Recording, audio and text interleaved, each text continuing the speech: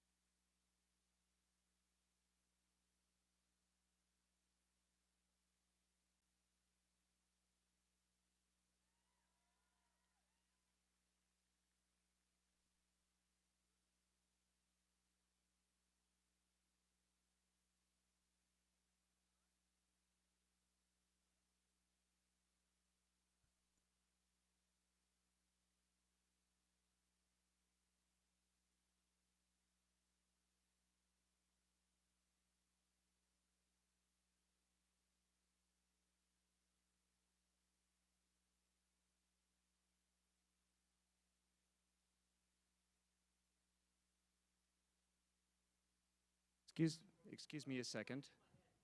Could you actually please use the microphone so that we do get a feed up here?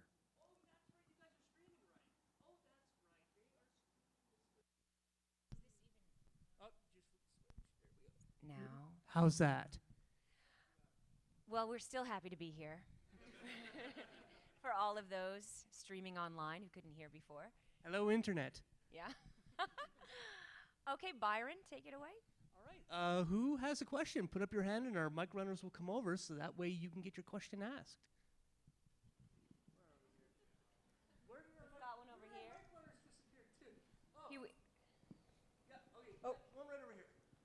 So for those of you viewing at home, we have people jogging through the audience with their microphones to get questions. Thank you. Hi, Veronica. Hi. In the commentary for Pokemon Forever, you said that dramatic scenes were your favorite. So Yeah. which dramatic scene is your favorite? Well, from playing Ash, the two things, first of all, I loved going to work to play a 10-year-old boy. It's a little bit different than my regular life. And one of the things I loved was how, it's a cartoon, it's light, but when you have those real moments, like when Ash set Butterfree free, for instance, really real. And I think all of us have had moments where, I don't know, maybe it's a pet or a friend is moving, or there's something like that that is that same emotion, and that we were able to have those real moments in a cartoon, I thought was really fantastic. So that for one. But I also love the battle scenes because I don't really fight very much. I love peace. So I'm not a big arguer. So the fact that I could go to work and have a huge battle, that was pretty awesome for me too. All right.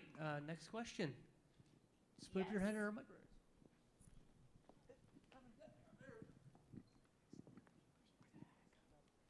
How many hours have you set on? How many hours were you on set? So when we record an episode of Pokemon, it would depend on how many lines I had for how long it would take. Usually we would go through, there's only one actor in the booth since we're matching the lip flap. And if Ash had 100 lines, maybe sometimes in the very beginning when we were just kind of figuring out how it all worked, maybe I would be there 5 hours. Sometimes towards the end, I was the Ash for the first 8 seasons. Sometimes towards the end, when there were a lot of other characters in, maybe I would be booked 2 hours for one episode. And then maybe as Ash, and then as May, I was booked another 2 hours, something like that. Usually a session wouldn't be longer than 4 hours. And then I would come back on another day if I didn't finish. Or maybe we would just do Ash on one day, May on another day, maybe just Ash and his mom on, stuff like that. No more than 4 hours a day for that. Does that seem like a long time to you? School's long, right? So 8 hours a day or so. Yeah, I was just thinking about schools. I think in China they go 11 hours a day, so 8 hours isn't so bad, but in comparison. Yes, I think someone's. Right over here, actually. What's your favorite season of Pokemon so far? I think is it bad to say all of them? Because, I think I, as well as everyone else, was on that journey. And so every day and every new adventure was really fantastic. Certainly the very beginning was great because we were all figuring out who these characters were and what the show was about. And then it kind of got into its groove, and then, we just cruised along through the Orange Islands and the Hoenn region. So in a way, all of it was. It was just pretty exciting to be able to be those characters. So I guess all. Right over here. Yes. Okay, if you were to use Pokemon, what would your 6th starter Pokemon be? And can you please answer in Ash Ketchum's voice? Please. Okay, so I guess I would have to say Pikachu, because I'd get in big trouble if I didn't. And then I would have to stick with Bulbasaur, Charmander, and Squirtle. What am I for? Could I go to Trico? I know it's kind of, maybe Lapras. Not such a great Pokemon for battles. Is that 6? I'm gonna go with that. I'm gonna go with those. Those would be my starters. I'd ride Lapras around, and the rest of us would just hang out.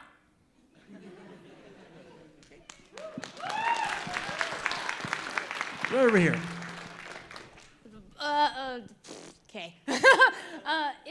Could you just do a request if that's okay? A request. Yeah. Could you just say It depends on what that is. Could you just say you caught them all in like an Ash voice and do his pose that he does with his hat with your glasses if that's okay? Yeah, I can't turn the hat around. That was one of my favorite things, actually, that he would turn it around. Yeah. Now, later, he never did that. Again. Yeah, But, I know. that he would turn it around, and then I was kind of joking with my daughter because I always used to wear my hat backwards anyway in my real life, pre-Ash. But my daughter would wear her hat backwards when she was tiny, and I don't think for a while that she knew that you were supposed to have the bill in the front. So she was very ashy. Okay, so say something as Ash in an action pose. Yeah. Yesterday we had a question on what is the weirdest request. I'm gonna mark this down as the Calgary, I choose you!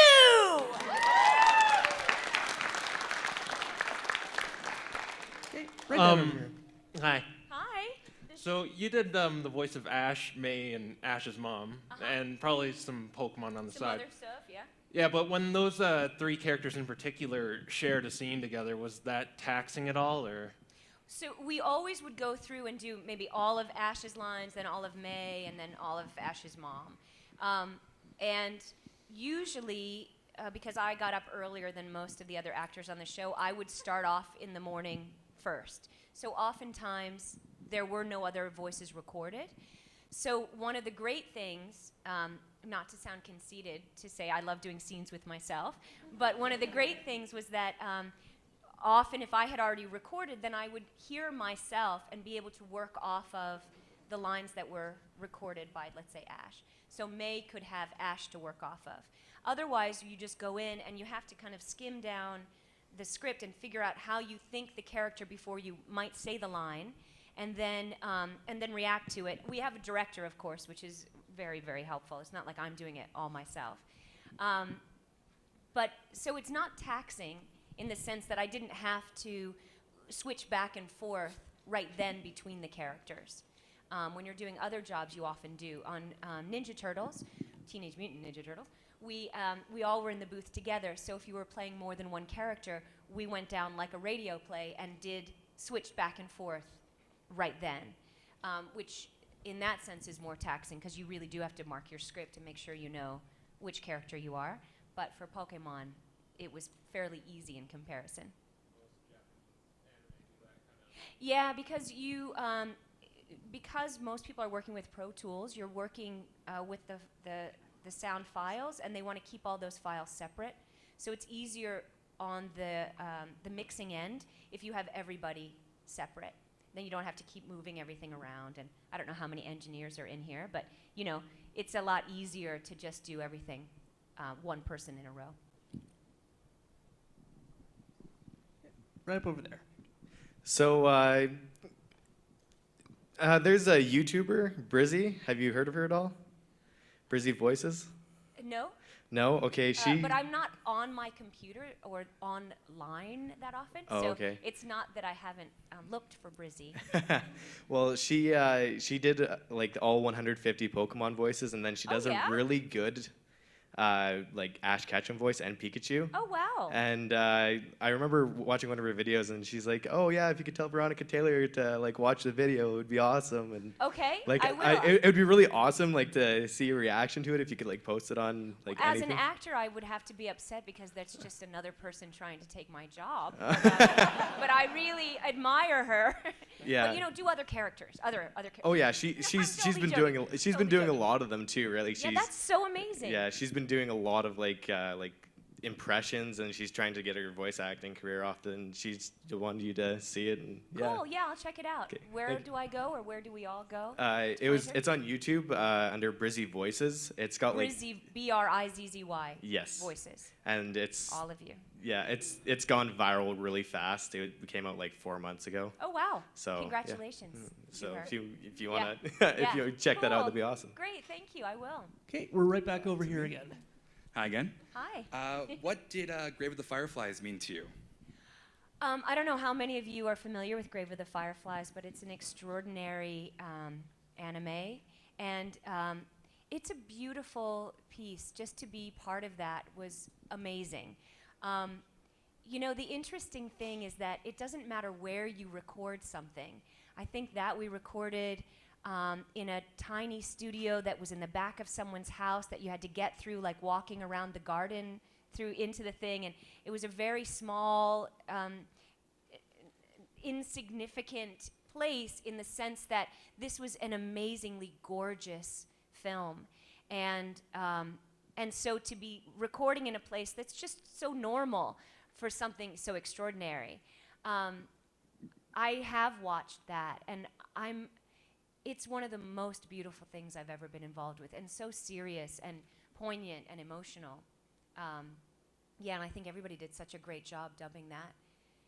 It was really, I haven't seen that for a while. Has anyone ever seen that here? Yeah, yeah, oh yeah. Yeah, I know. Isn't it amazing that animation can be so moving? And you know, that's one of the great things.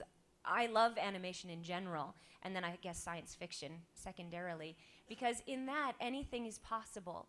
We all are able to so fully lose ourselves and go on that journey, whether it's a Pokemon journey or through this historical moment, and it's just amazing. So yeah, I was quite honored to be part of that. Okay, right over here, Veronica. Do you have any good memories from working on Slayers with Lisa Ortiz, Eric Stewart, and Crispin Freeman? Yeah, Slayers is one of my favorite things too. I really do love everything I work on, so it's not, I hate to say like, oh my God, it's my favorite. That's my favorite too. But it really is. That show was so fun and so crazy. And certainly I think we were all starving by the time we left there because we ate so much during the show. They were always eating huge amounts of food. It was, you know, we also always worked separately. So I never actually worked with them in the booth while we were doing that. But I love to watch those episodes because it's one of the more zany things I've ever been part of. And the characters are so off the wall. Plus Lisa, most of all, as Lena, it was like it was written for her. Yeah, just really fantastic. Okay, right over here. Hi. Hi. I'm just curious, as a voice actor, how difficult do you find it to switch between voices? Like, do you have to really think about it, or does it come just so naturally? And do you find that if you're away from voice for a while, is it hard to go back to it? So To create a voice or to be a voice in some project I'm working on, I have to kind of see the whole character. So to be the character is not so difficult. If I'm working on one character and I'm seeing it, let's say if it's anime and we're filling the flap, then I see it and I am that. Like with Ash, I was kind of in, the mic has to be a little bit lower for me because I'm kind of down to do that. Amelia from Slayers, her voice is so high that I would be up a little bit more because the voice is kind of carrying through the top of my head. That's not so hard, especially when you can see the character. When I'm doing, let's say, an audiobook, I visualize what those characters look like, and I write down notes about what their voice is like, maybe who it reminds me of, or it's a high voice, it's kind of, things like that, and I can refer back to my notes. If I haven't done a voice for a long time, it is harder for me to I have to remember how I embodied it.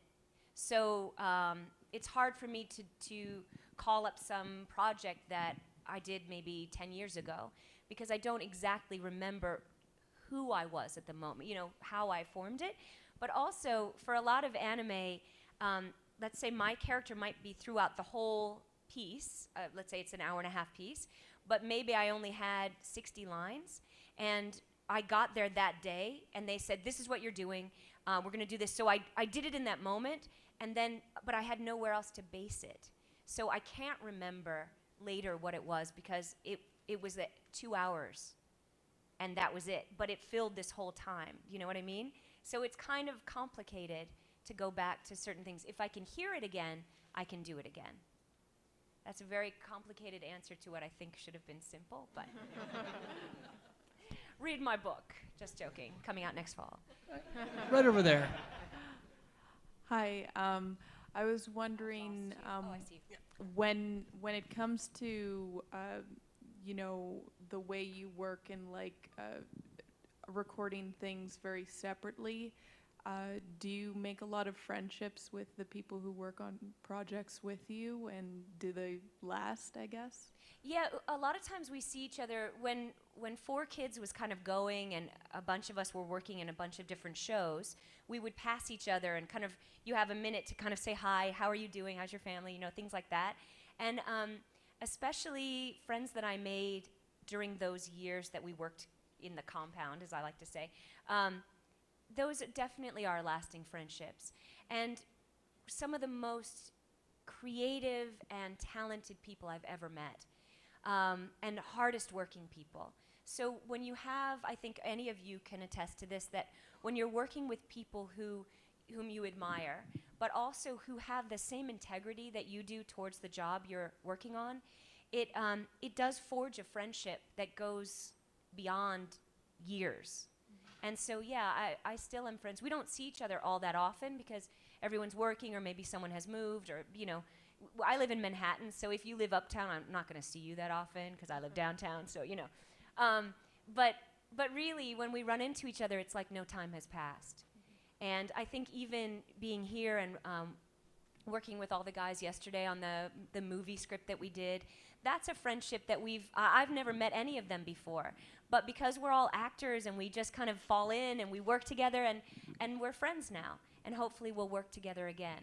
So that's something I think that we have acting in common, which you have to be kind of open to new experiences and open to people and I think in that sense open to friendships. So hopefully they will be lasting. And I've met a lot of you this time, so I look forward to seeing you again. I feel like we're friends. So I don't send Christmas cards, so just to know. What's that? Probably you shouldn't, but you send me an email. Send me an email. Save a tree. Send me an email Christmas card. New Year's card. Yeah, right over here. Hi, Veronica. Oh, hi. Oh, yeah. First of all, I want to say thank you for kind of ruining Lord of the Rings for me, because after last night, every time I hear Aragorn talk, I'm going to think of Pokeballs now. So thank you for that. You're welcome. You're welcome. My question comes down to Slayers was an awesome and zany anime, but do you find a lot of conflict or hostility from versus the dub versus sub debate, given that you dubbed it versus the original sub? And is that? Subtitles. Oh, yeah, that's what I thought. No, I mean, I think definitely it's better in Japanese. I mean, hands down, because that's where it originated. That's where everybody got together and said, this is how we really want it to be. When you get any kind of, if it's in English or German or French or whatever, that's secondary. So you've got a director who has kind of seen part of it. You've got someone who's adapting the script, and you have actors who come in and are doing their best, but we're doing our best with this hand-me-down, in a way. So all of us try to bring that honesty to the characters, but we don't. I don't speak Japanese, so I can't even hear the original and know exactly what they were trying to say. So I think for sure anything in the original language is better. I love working on anime, so I can't say I hate the dubbed version because I work hard to kind of create that new character, but it's my Amelia. It's not, who knows if it's really what they intended originally. But still, our Slayers is so awesome. Just joking. Now, as this guy right here, Yes. how do you feel about being a voice actor? I feel quite lucky. I didn't set out to be a voice actor, but I set out to be an actor. So the fact that I can make a living being an actor is pretty amazing for me. It's a lot of hard work, but it's awesome. Yeah? Right over here. Do you still keep up with watching Pokemon, and do you collect any of the merchandise?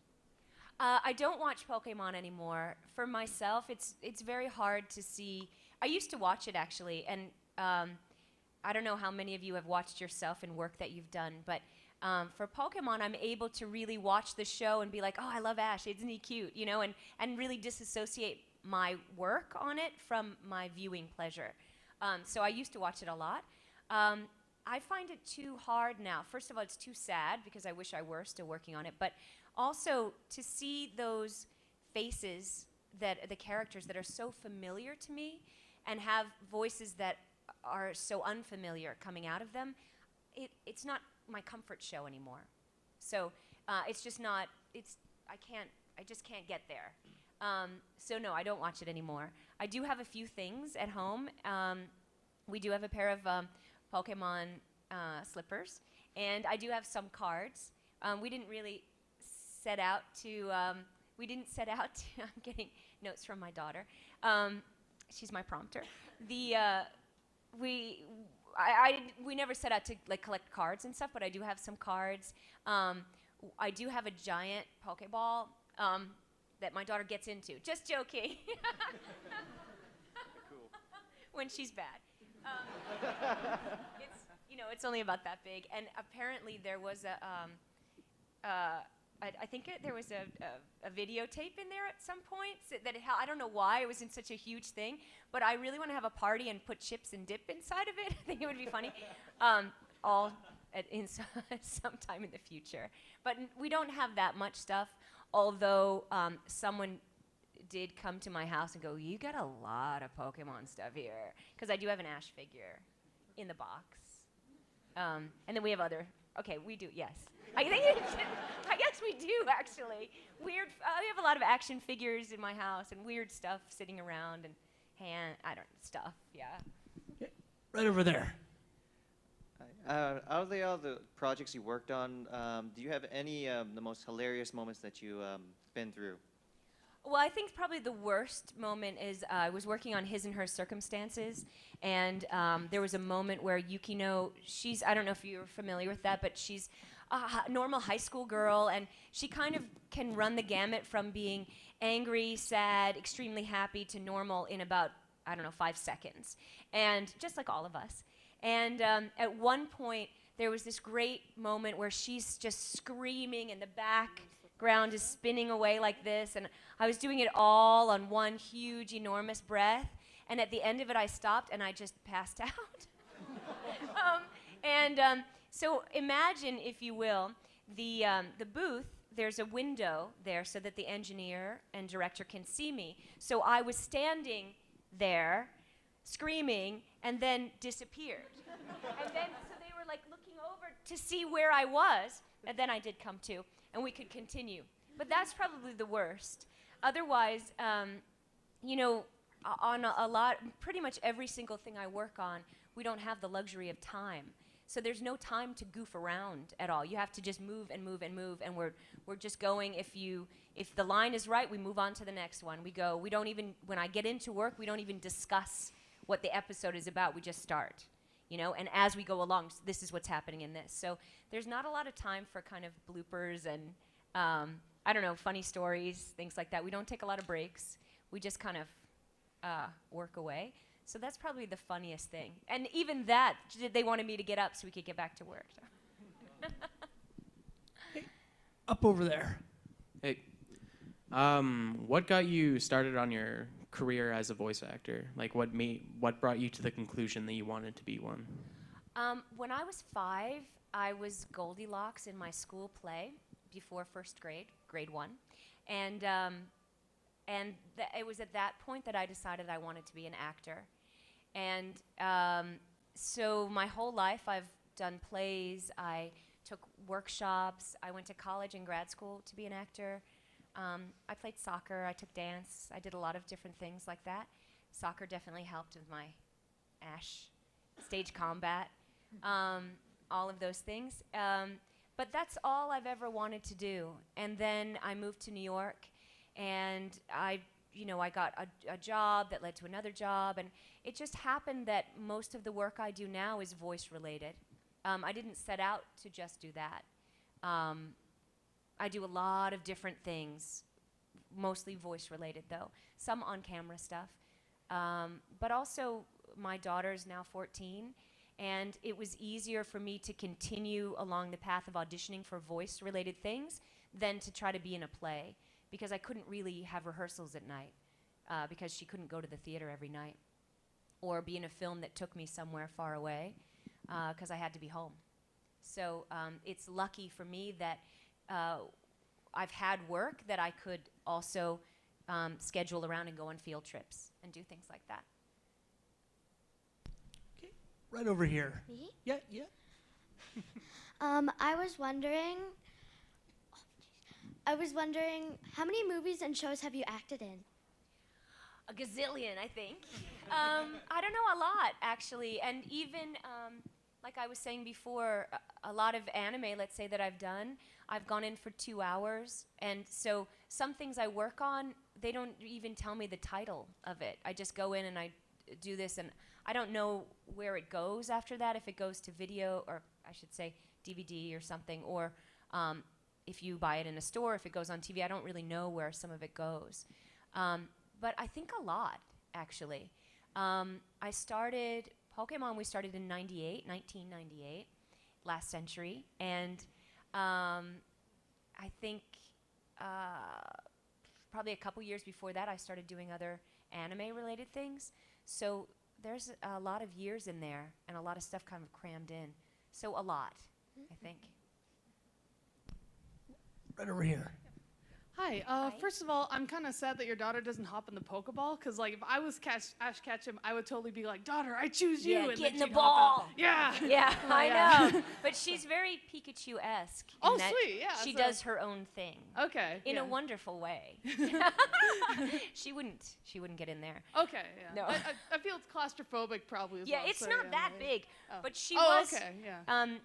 Rena was born at our break after the first season, so at that point, if I had the Pokeball, I might have put her in, and then she would have been taken away by Child Services, Yeah, yeah. probably. But she was small enough at one point, definitely. But yeah, my question is, you get a lot of like, what's your favorite?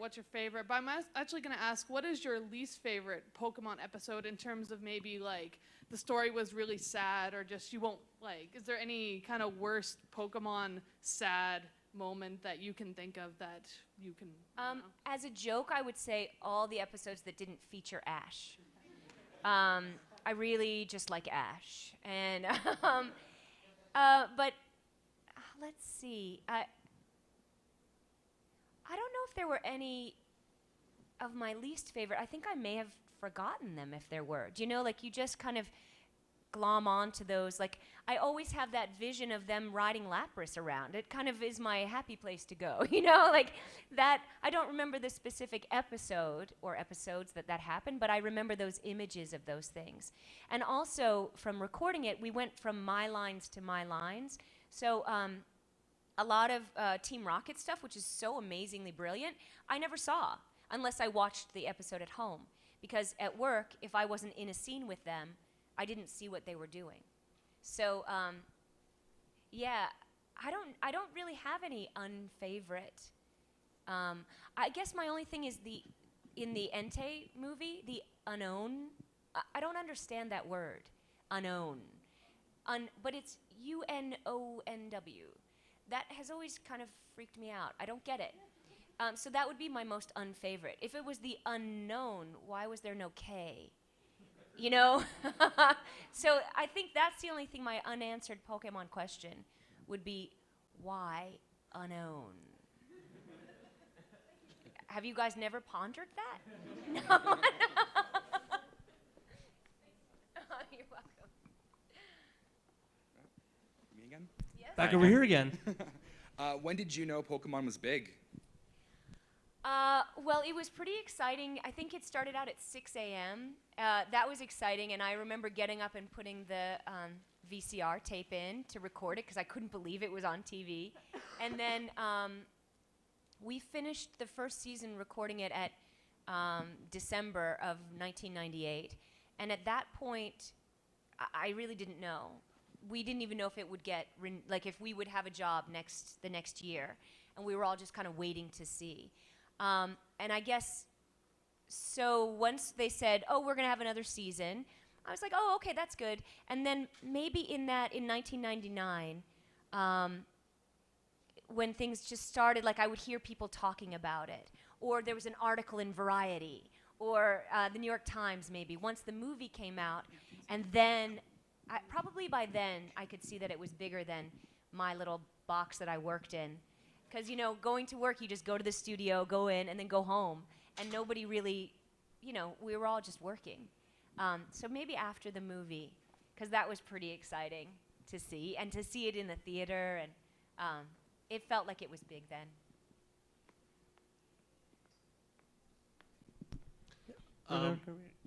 I noticed in the first quarter of the first season of Pokemon, Ash's voice was a little different than it was later on. Yeah. So what happened there? Well, there were a lot of cooks in the kitchen of Pokemon in the beginning, and nobody really knew what they wanted, but everyone knew what they didn't want. And so when I got cast as Ash, we recorded the first episode, and then they decided they wanted a kid to do it, so I was uncast, and then they cast me again, and we recorded that episode maybe 5 times. And Ash was kind of a little, he was kind of a little more kind of stuffier, and there were so many people commenting on where it could go and all this stuff, and there were every line was fixed again the next time we came back in. But after a little while, everything was able to kind of settle in, and Ash became kind of who he remained. And that was once everyone kind of calmed down that a girl was playing Ash, and that not so many people were checking in all the time, just the directors and the engineer and I, you know, could kind of figure out where it would go. And then, so it changed. And also, we switched studios after the whole first season, so the sound of the show changed second season also, because we were in a different place, different people mixing the show, things like that. So it just kind of, I think, was allowed to settle a bit. But yeah, it definitely changed. Okay, we have time for one more question, and it's already? right over here. Well, for a final question, I don't know if this one's going to be a good one, but I'm sure it will be. You said that you used to watch Pokemon when it was in its earlier seasons, and of course with all the merchandise that's going around. Did you ever, when you watched the episodes, follow along with your own lines, or when you see like a little Pikachu action figure or stuffed animal, just secretly inside your head go, I choose you? No. You know, I save my I choose you for conventions. Actually, no, but I do love Pikachu. You know that when I see Pikachu stuff, I always it's just so I just feel great, but I don't think Ash in it. I think because I really am able to kind of step outside of it, and I'm able to enjoy Pokemon and then work on Pokemon. You know what I mean? So I don't really I don't feel like I'm Ash when I'm watching the show. But there are certain things that I go, oh yeah, I remember we did that line 10 times. Sometimes at the end, but while I'm watching it, I'm able to just kind of go along for the ride, which I'm not able to do for all things I work on. But for that, I kind of separate myself from Ash. So I'm sure I kind of talk like Ash at home, but not on purpose. All right, guys, that's been the Gosh, spotlight thank you of so Veronica much. Taylor. Thank you. Oh, outside after the panel, you guys can actually have flash photography outside. Just back out there. Yep, perfect. All right, guys, thanks very much.